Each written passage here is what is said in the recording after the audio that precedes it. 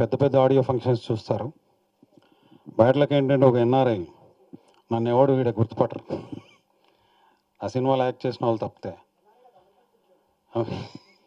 ఇంకా డీటెయిల్గా ఎందుకు చెప్తావు అంటే, మీకు ఆడియో ఫంక్షన్ అంటే ఆ పెద్ద స్టార్లు వాళ్ళు కనబడాలి. ఎన్ఆర్ఐస్కి వచ్చిన ప్రాబ్లం ఏంటంటే, మేము ఎవరి దగ్గరికి వెళ్ళినా మాకేంటి లాభం అనే రేంజ్లో అడుగుతారండి. అంటే ఎవరిని నేను కించపరిచి మాట్లాడలే.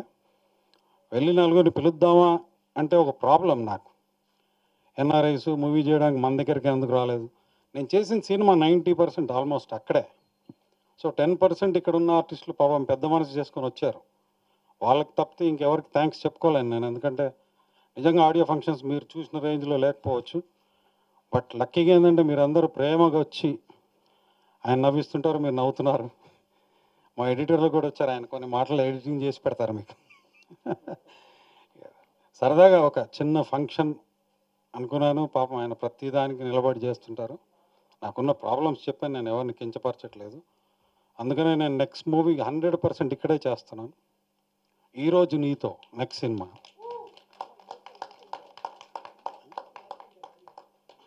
ఏంటి యా అలాగే ఈ ఆడియో సీడీని యూఎస్లోనే, ఎందుకంటే వాస్తవంగా 90% అక్కడే చేశాం కాబట్టి అక్కడ ఆర్టిస్టులు 48 మంది అక్కడ ఆర్టిస్టులు ఉంటే ఇక్కడ 36 మంది.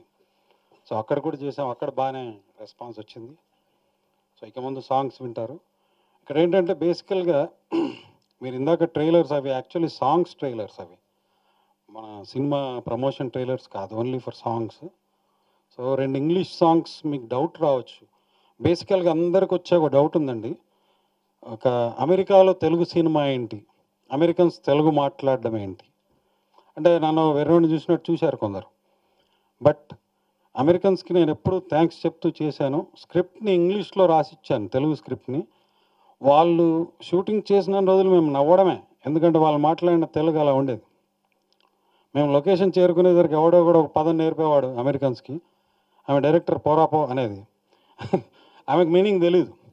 సో ఒక తెలుగు సినిమాని అమెరికాలో చేయడం ఏంటి అనే డౌట్ వచ్చిన ప్రతి ఒక్కరికి క్లియర్ చేస్తున్నా.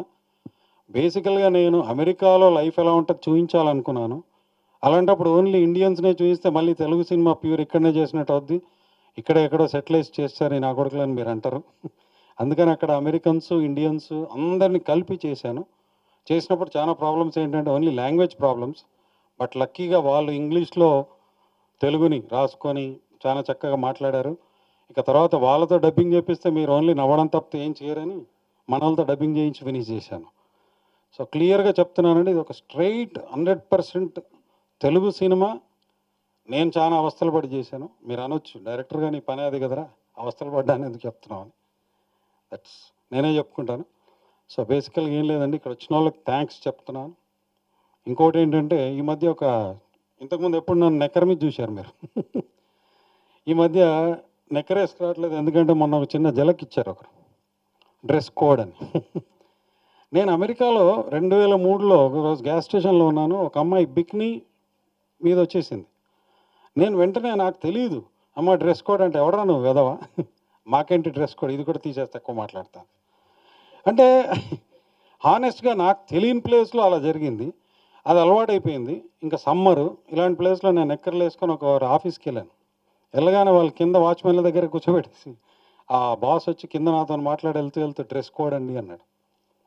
ఏమండి నేను వెళ్ళేప్పుడు, అంటే అమెరికాకి వెళ్ళినాక నేను చేసిన వ్యాపారంలో బార్ కోడ్ ఏదైనా స్కాన్ చేయటమే, బార్ కోడ్ ఉంటుంది స్కాన్ చేయటమే.